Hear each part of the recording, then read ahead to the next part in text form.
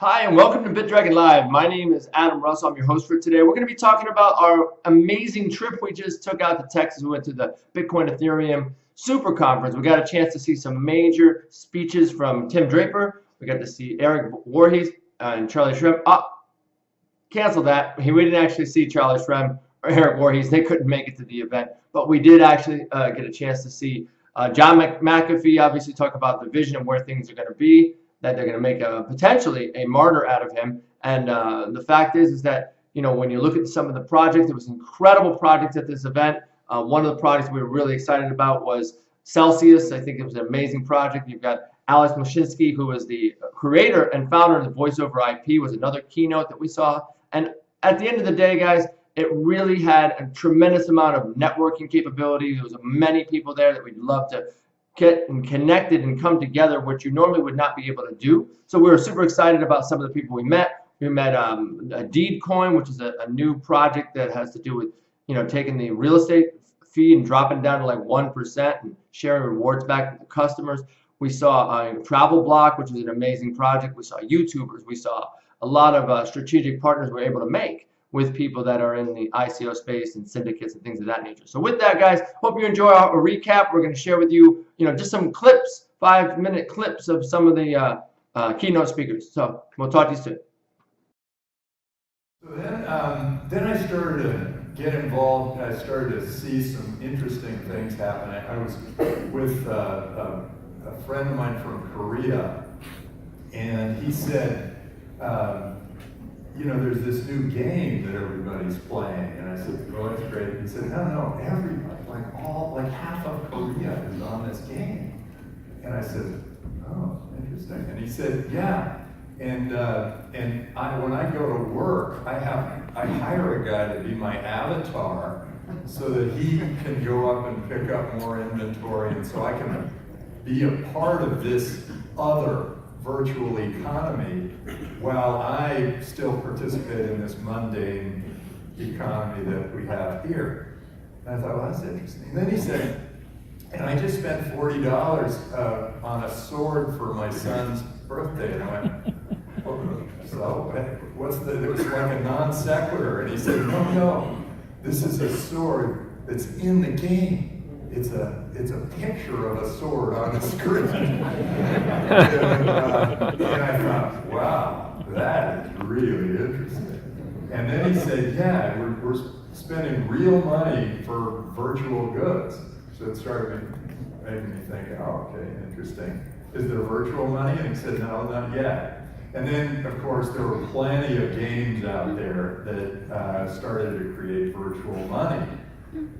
And I kept waiting for one of those games to think, or a company to create sort of an exchange rate between the virtual money and the virtual money in another game, one game and another game. Because people were paying real dollars for virtual money. They were saying, here, I'll pay you real dollars if I can get to a certain level on the game. But they weren't saying, I'm going to pay Farmville dollars for Zork dollars or whatever. And I thought, that's where there's going to be a big, interesting opportunity. And then Bitcoin arrived.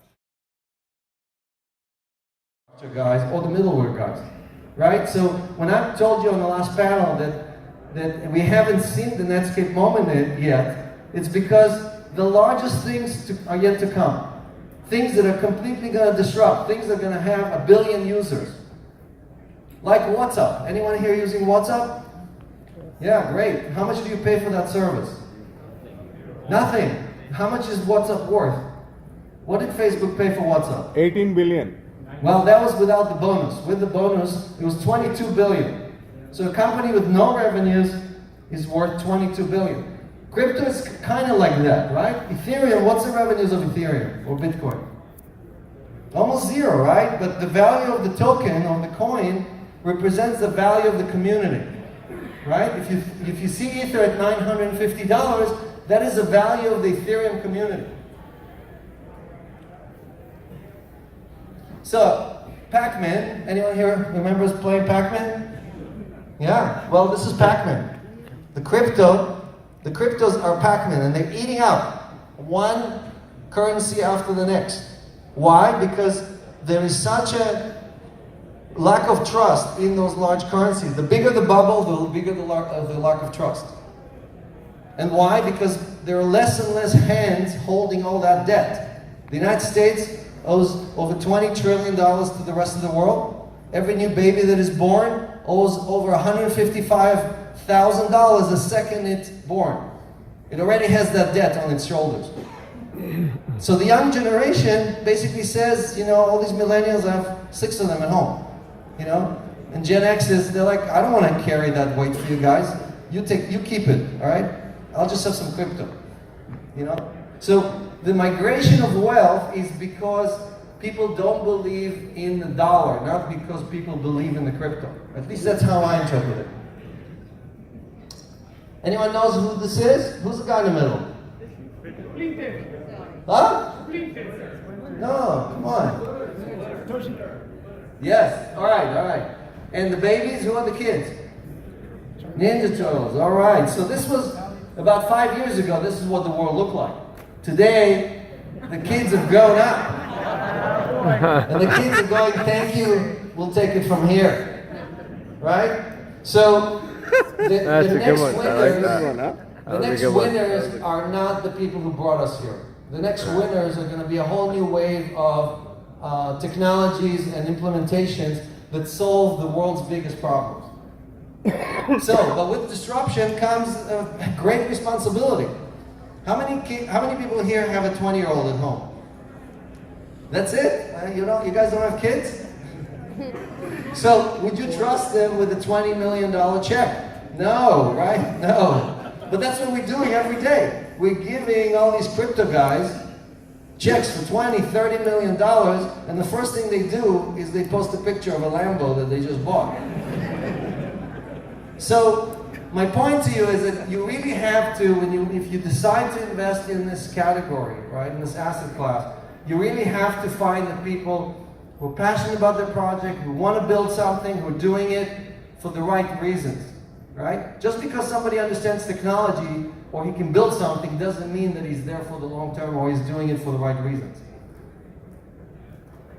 So there are definitely great projects, there are definitely good things out there, but you have to be very, very careful. You know what the success rate is of any startup in the United States? Well, how many startups survive after 10 years? Less than 5%. Less than 5%. That is the statistic across the entire United States. Now, that is also going to be the statistic for this industry. It's not like this industry somehow magically is going to have a 20% success rate. Okay, so you have to be very careful and trust yourself being able to pick those winners. And I'm telling you, it's not easy. I've been doing this for 30 years. I invested in over 200 companies.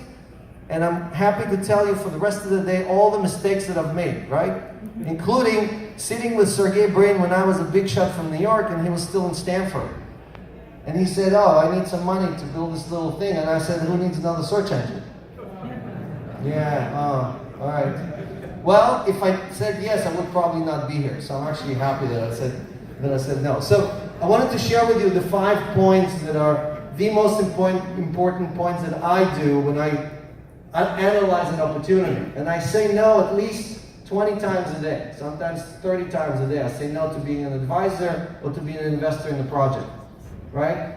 And so first, world-class team. I think we talked about that. Second, I spoke about this before, right? The token has to live on the blockchain. The token has to have a purpose that when you take it out, suddenly everything stops. Most of the projects I see, you rip out the token and guess what happens? Everything continues running. And I'm like, so why do you need a token? Why are you doing it on a blockchain? So when I say it's mostly financial applications, it's because they do need this kind of infrastructure. They do need consensus. They need global platform. They need all the other things that you need to make it happen, right? So third point is consensus, right? Very few things need consensus, meaning everybody in this room, for example, agreeing on the same thing at the same time. Very, very few things need that. Most things can transact, and the rest of the people can be informed later on, like our elections, right? And then who cares what happened, you know? So, fourth point, strong investor endorsement. If you don't have great investors in the project, don't decide that you're going to be the first guy to discover the next Google. Usually it doesn't work that way. And what are the token economics? If you don't know what token economics are, stop investing immediately and go on YouTube and learn everything you can about token economics. So Celsius is creating a token, and our token is all about bringing the next 100 million people, right? We have a website with a white paper with 30 pages, so I'm not going to go through all of that here, but I invite you to go to our website and learn everything about it. But we're really solving three things. The most basic thing is the fact that you cannot earn any interest on crypto. Anyone here gets interest on their crypto? Seriously? Yeah, really? You guys? On some illegal exchange in China, or where? You delegated to the nanobots. Yeah, just like the guys that just got shut down because they were a Ponzi scheme, right? So that's great. I love those projects. If somebody can't explain to you how they're earning interest, for example, proof of stake, or the other members in the community are paying interest and you're just distributing it to all the other members, don't get into those projects, right? So we are trying to solve, everything we're solving is for the crypto community. We do not issue loans to anyone outside the crypto community, and all the loans we issue are to crypto holders who get cash dollars against their holdings, right? That helps the community, because the next 100 million people can't just go and buy 10 ethers. They just can't afford it. That's why they haven't joined yet. So part of what we need to solve is really addressing how to simplify. And a lot of people spoke about this before, right? You've heard this again and again, this theme for the last 2 days, of people saying, yeah, what's the next wave of adoption? What is that barrier that holds these people from coming in? I'm traveling the world. I just came back from Singapore and Korea and the Middle East, and I can tell you that most of those people I talk to can't just afford to park money in crypto. They love crypto, they want to participate, and some of it is the technology and the complexity there, but a lot of it is just, can I put $1,000 and get half of it back so I can use it for living? And I'll still appreciate, I'll participate in the appreciation, but I need access to those dollars in a very simple way, without me having to pay taxes every time I withdraw money from my wallet. So, P2P for me stands for power to the people. I know there's been 100 attempts to date from people to build peer-to-peer platforms, and many people in the room probably have either borrowed from them or lent through them. All those platforms lend at double-digit rates. Our goal is to give the community loans at sub 9% rate. We charge you 9% to withdraw dollars against your crypto. We pay the community 5% of that. The difference is our operating cost. If we get 100 million members, our cost is probably going to be 1%. So we will be lending at 7% and paying you 5 or 6%. I'm not going to go through all of this, but we have a very simple token economics. We have lenders and borrowers. The borrowers have to pay the coins, they pay the interest to the lenders get their coins, and they can sell them back into the community as more and more loans are issued, or they can go to an exchange and cash those out. How many coins at the beginning of the line? The more of the interest you earn. This is what the wallet looks like. Anyone seen a wallet that looks like this? Wow, there's not a sound in the room. I don't think there's been silence like this for the entire 2 days. Good looking wallet, right? Wow. In 2 weeks you'll be able to download it. It will be live, both on Android and on the App Store. And this wallet does two very simple things. It pays you interest and allows you to withdraw dollars against your crypto. We partnered with a multi-billion-dollar financial institution to give us those dollars. The reason no one else has been able to do this in 10 years is because they've not been able to partner with a financial institution. The reason I can do it is because I made $3 billion in exits for these guys. $3 billion. Do you think they'll listen to me? So I'm staking my entire reputation, no pun intended, I'm staking my entire reputation to deliver this for the community. And I'm holding tokens. My entire compensation here is the same compensation that every other token holder is going to get, which is the appreciation of the token value. Can you run the video for a sec? This is like a video. I think you need to click on it. I can't. Or you can't see it. All right. Anyway, this is available on our Telegram. This is a video that shows you the working wallet. It actually runs on testnet right now. You can see money moving around, interest being paid. You can see all the transactions on testnet. We're not talking about this. We have 35 employees, and they're all working on this stuff every day. I'm running out of time, so I'll skip a few slides here and try to get. This is our technical team. And this is our New York team. We have more women in crypto than any other company. More than half of our team is women. Thank you. And just like I have my wife tell me what to do every day at home, we have the women in our office tell us what to do every day at home. And actually, I can tell you that many times I veer off my own decision, my own vision, and they hold me to the ground. Alex, what are you here for? What did you promise us? And that's what I'm asking all of you. I'm asking all of you to get involved. I'm asking all of you to focus on the next 100 million people. Because if you don't, your coins are not going to appreciate it, and E is not going to be equal MC squared. It's that simple. Okay, so if you can remember three things, VoIP to MOIP, right? P2P is power to the people, and E equals MC squared, you're going to make a lot of money in this industry. But only if all of us get together. So, this is our roadmap. We've delivered everything we promised for 17. We're going to deliver everything we promised for 18. We do have a pre-sale right now. We accept only accredited investors or aliens. And you can participate by signing up. It's a very simple process. Please follow us on Telegram and you can again visit us on the website. My email is very simple, alex@my-last-name, Mashinsky.com, and I'm happy to take questions. I think we have time for like 2 questions.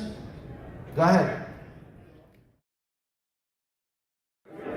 What's up, crypto family? It's Adam BitDragon. Just wanted to share with you guys that I'm over here at CoinPayments with Sean. I got a chance to see a little bit of behind the scenes of what they're going to be doing for the ICO that's coming up. I know we talked about it a little bit on our last video that we did, and we're pretty excited about this ICO. I think that probably it's going to be one of the most anticipated ICOs of the year. They have over 700,000 people with over 125 coins that are on their platform. I can tell you guys that out of all the ICOs we invested in, we're most excited about this one. So there you go, guys. You got a chance to see an insight behind the scenes of what's going on at the event out in Texas.